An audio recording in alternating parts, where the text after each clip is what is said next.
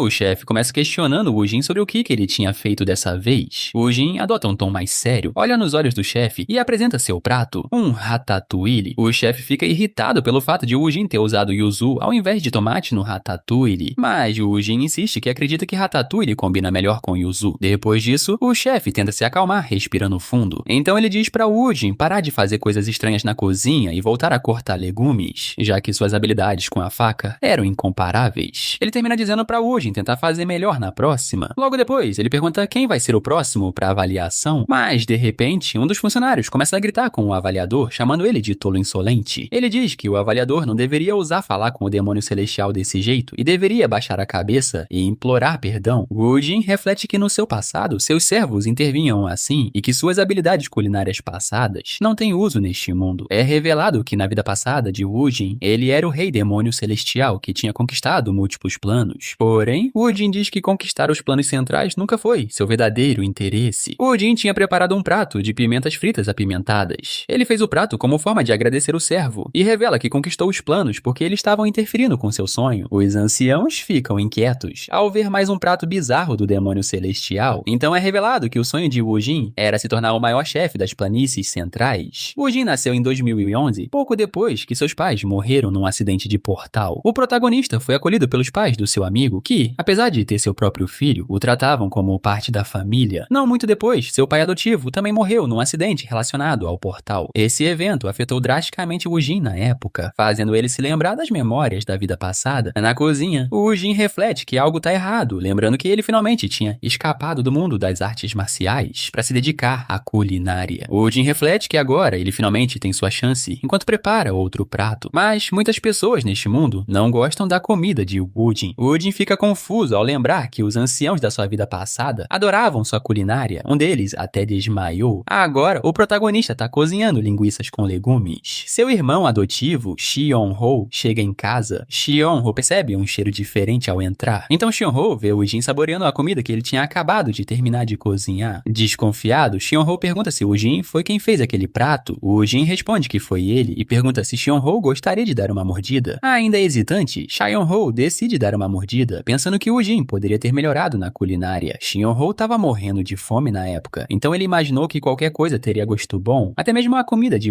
Jin. Mas assim que ele põe na boca, ele cospe tudo. Ele pensa que se tivesse mastigado nem que fosse uma vez, teria morrido. Ele corre rapidamente para beber água, acreditando que a comida foi feita com legumes estragados. Xion-ho olha pro lado, alarmado. Ele percebe um pacote de cerejas jogado na mesa. Então ele pergunta para Jin se ele tinha usado cerejas no prato. Jin explica que usou cerejas ao invés de açúcar, porque elas adicionam um sabor azedo e refrescante que o açúcar não proporciona. Xion-ho diz que entende e que vai tomar banho, também dizendo para Jin terminar de comer o resto da comida. Jin reflete que já faz quase um ano desde sua reencarnação e que, desde então, ele dedicou sua vida à culinária. Ainda assim, sua comida é rejeitada pelas pessoas desta terra. Ele começa a pensar em maneiras de melhorar sua culinária para que aceitem sua comida, mas quando ele prova sua refeição de novo, ele realmente acha deliciosa. Enquanto toma banho, Xion-ho fica frustrado que Jin usou cerejas naquele prato, pensando que ele deve ser louco. Ele questiona como pode ter gosto tão horrível e se pergunta por que Jin insiste em cozinhar assim. Meio pensativo, Xion-ho reflete que o verdadeiro talento de Jin não tá na culinária. Ele lembra da noite em que seus pais foram mortos por um monstro, quando Jin o derrotou sem esforço. Ele percebe que Jin deve ter despertado naquele dia junto com ele, mas Jin era incomparavelmente mais forte que Xion-ho. Xion-ho chega à conclusão de que Jin alcançou o Rank S. Ele pensa que se Jin se tornasse um caçador, ele se tornaria uma lenda e que eles poderiam caçar juntos para vingar o pai. De repente, uma garota misteriosa aparece, descrevendo o prato de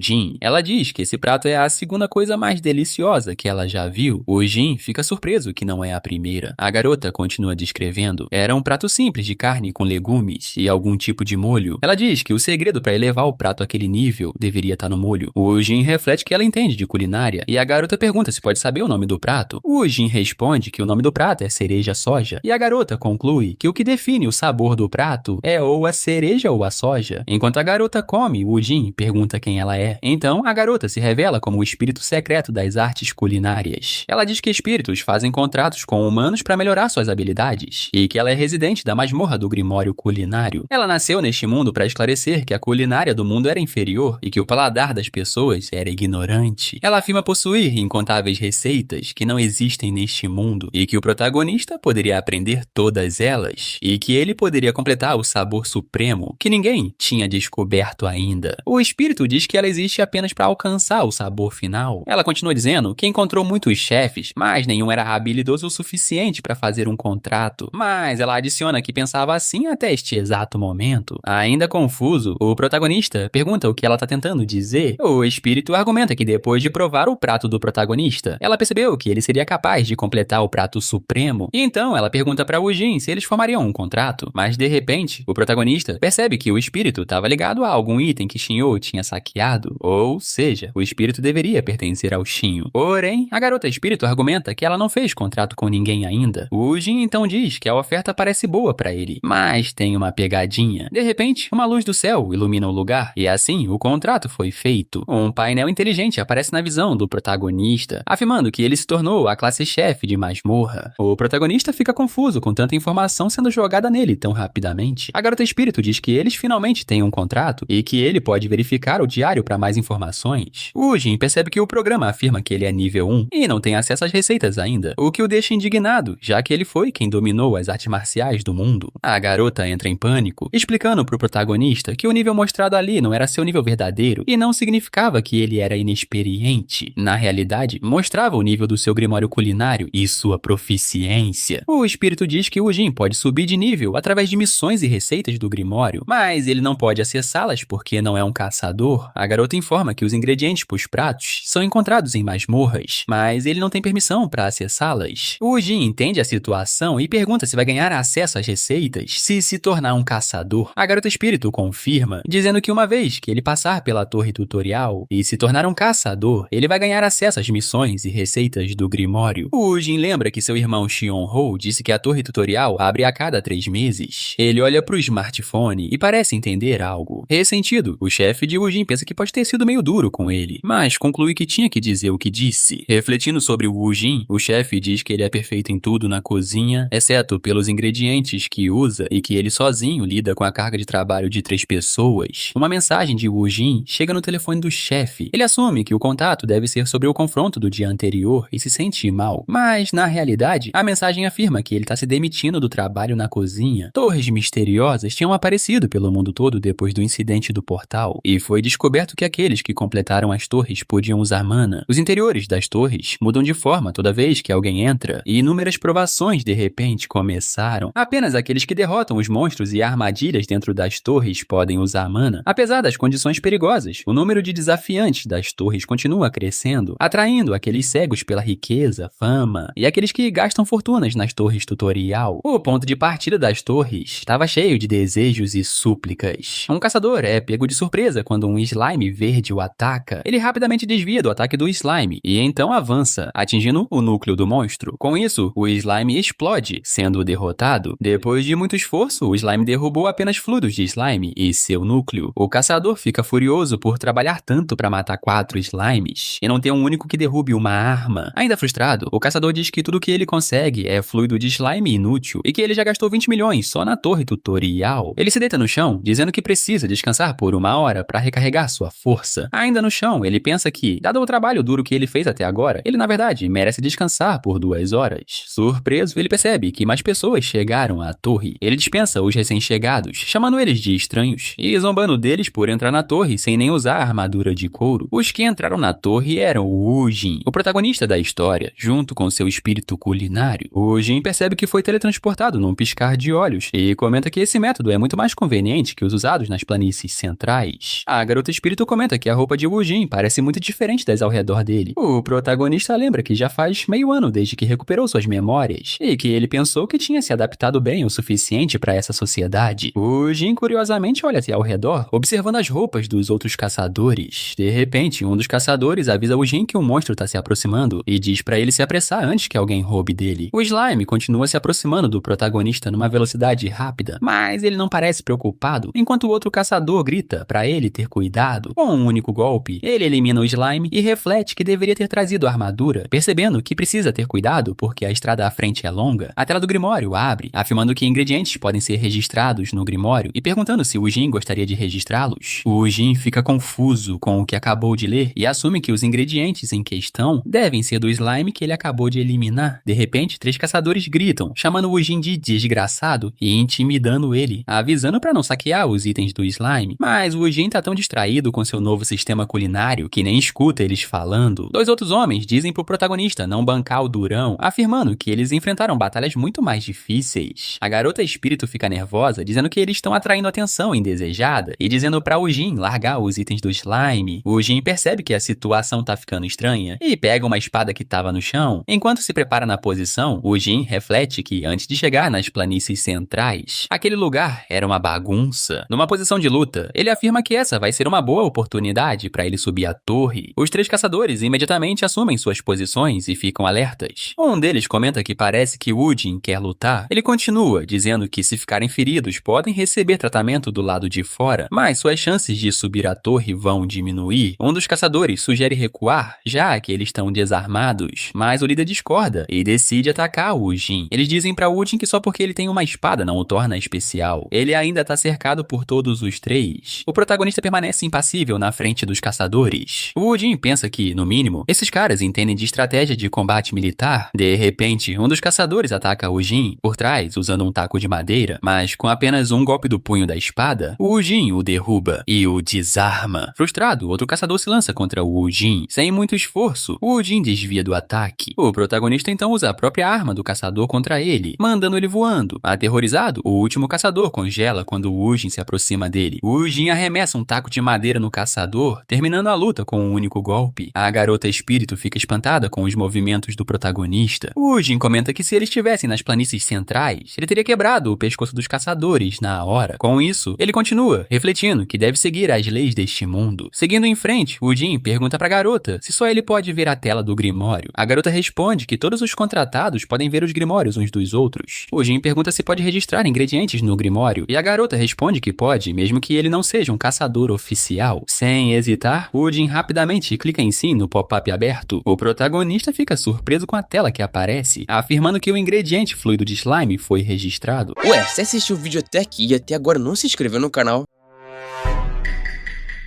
Que isso, mano, você tá vacilando, hein? Bora, meu filho, se inscreve aí pra gente bater 100k de inscrito. Vai me deixar muito felizinho, hein? Ele assume que todos os itens que ele tinha saqueado anteriormente também foram registrados ali, então ele decide verificá-los um por um. Ele chega numa tela mostrando o nome de uma receita chamada pudim de slime, junto com seus ingredientes, mas ele não tem permissão pra vê-la. A garota explica mais uma vez que ele não pode ver a receita ainda. Ela continua freneticamente, insistindo que não é culpa do Grimório, é porque ele ainda não é um caçador. A garota lembra que o Grimório passou por muitas pessoas ignorantes que nunca entenderam seu valor verdadeiro. Ela declara que em milhares de anos, ninguém, como o Jin, jamais esteve pronto pro Grimório e decide que não pode deixá-lo ir. Antes que o protagonista pudesse terminar sua frase, a garota grita no ouvido dele, dizendo que ela aceita tudo, exceto cancelar o contrato. O Jin fica confuso enquanto a garota chora, implorando pra ele não cancelar o contrato. O protagonista explica que ele só estava perguntando se poderia criar um prato novo que não estava na receita. O Jin diz que vai criar um prato novo e que não vê sentido em seguir cegamente o método de outra pessoa. Ainda aterrorizada, a garota pergunta se era isso mesmo que ele queria dizer e se ele não estava planejando cancelar o contrato, mas o Jin diz que nunca nem considerou isso. A garota pensou que o Jin estava chateado por não ter acesso, mas ele diz que só não está acostumado e não tem reclamações. A garota diz que viu muitas pessoas ao longo dos anos, mas o Jin é o primeiro a dizer que vai cozinhar sem receita. Seguindo em frente, o protagonista diz que só vai saber tentando. O Jin olha pra trás, sentindo uma presença. Ele conclui que alguém tá seguindo eles e continua seguindo em frente. Nas sombras, o homem perseguindo eles parece ter notado algo. O homem fica surpreso ao ver um espírito do Grimório e se pergunta o que um contratado estaria fazendo numa torre tutorial. O protagonista abre um pote de fluido de slime e mergulha no dedo nele. De repente, ele põe o dedo na boca, provando o slime, enquanto a garota grita pra ele não comer aquilo. Entrando em pânico, ela diz que slimes têm veneno, não fatal, mas o suficiente pra causar dor de barriga terrível. O Jin a ignora e continua mastigando. O protagonista diz que pensou que teria um gosto doce e ficaria enjoativo rapidamente, mas ao invés disso, é amargo com um sabor picante bem equilibrado. A garota se pergunta como ele tá bem depois de comer algo venenoso, enquanto o Jin comenta que seria ótimo para sobremesas ou temperar carne. Ainda chocada, a garota diz que contanto que ele não sinta dor, tá tudo bem, e então pergunta que prato ele planeja fazer. O Jin reflete que fluido de slime tem veneno de ação rápida, então o protagonista decide aplicar energia Yang nas mãos mãos para remover o veneno do ingrediente. Então ele libera energia Yin para absorver o calor, e assim, o ingrediente de slime se solidifica. O protagonista decide provar um pouco do que fez. Com isso, Wujin decide o que vai cozinhar e revela que escolheu fazer um Yangang. Quando vários slimes se aproximam deles, Wujin diz que vai precisar de muitos ingredientes. Mais tarde, no mesmo corredor, o homem que tinha perseguido eles passa por ali, dizendo que algo tá errado, porque tem muitas armas derrubadas no chão. Ele pega uma das lanças e nota que a condição tá ruim, mas ainda é uma boa arma. O homem reflete que o protagonista e a garota espírito deixaram todo aquele equipamento para trás e só levaram as quedas dos slimes. Ele conclui que, dado o número de armas espalhadas ao redor, eles devem ter estado interessados apenas nos itens derrubados pelos slimes. Mas mesmo assim, ele não entende por quê. Ele continua pensando que quedas de slime são venenosas e haveria apenas uma razão para coletá-las na torre tutorial. Ele assume que a torre tutorial tá escondendo alguma peça desconhecida do quebra-cabeça. O homem entra em pânico, dizendo que o futuro já mudou, e é assim, ele começa a correr em busca de Wujin. Ele reflete que esse contratado do noivo é um completo estranho e que deveria ter agido mais rápido. Depois de correr por tanto tempo, ele chega numa sala. Ainda ofegante, depois de chegar lá, ele avista Wujin e seu espírito do noivo. Wujin percebe que o homem entrou na sala e assume que ele era quem estava seguindo ele. E enquanto os dois se encaram, Wujin parece já entender a situação. Wujin assume que o homem tá atrás do seu espírito do noivo. O protagonista fica curioso sobre como o espírito tá aparecendo diante daquele homem. O homem misterioso continua encarando Wujin com um olhar suspeito. Ele conclui que Wujin deve ter eliminado todos os slimes naquela sala, dados os itens espalhados pelo chão. O homem diz que não sabe qual espírito do noivo tá na posse de Wujin, mas sua atitude relaxada faz sentido. Ele não vê lógica num caçador de baixo nível ter um espírito lendário do noivo com ele, e que apenas um certo grupo de pessoas seria capaz de dar um noivo para um caçador iniciante. O homem assume que Wujin tá agindo com aquele grupo específico e sente a aura de Wujin de longe. Então, o homem decide se render, dizendo que só tá sendo cauteloso porque alguém apareceu do nada. Ele continua dizendo que não quer lutar, mas questiona porque não reconhece esse homem, enquanto também admite que Wujin é extraordinário e poderia arruinar seus planos. Agora aquele homem tem o objetivo de descobrir por que o protagonista tá coletando itens de slime.